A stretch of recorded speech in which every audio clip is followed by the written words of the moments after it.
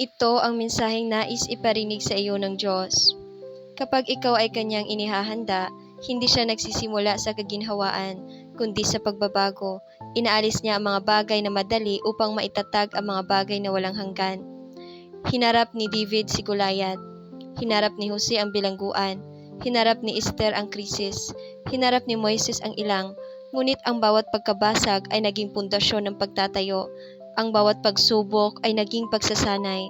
Ang bawat pagkaantala ay naging daan tungo sa tadhana. Sa buwang ito ng April, tandaan, ang iyong Goliath ay maaaring maging iyong pag-angat. Ang iyong ilang ay maaaring maging iyong lugar ng pagsasanay. Ang iyong pagkabasag ay maaaring maging simula ng iyong pagbabago. Kaya, huwag kang susuko. Huwag mong katakutan ang proseso. Ang bigat na iyong nararamdaman ngayon ay patunay na ikaw ay hinuhubog pa ng Diyos.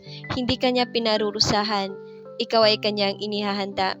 Kung ikaw ay nagtitiwala sa kabutihan ng Diyos, ipahayag mo ang iyong amen at masdan mong tumakas ang kaaway.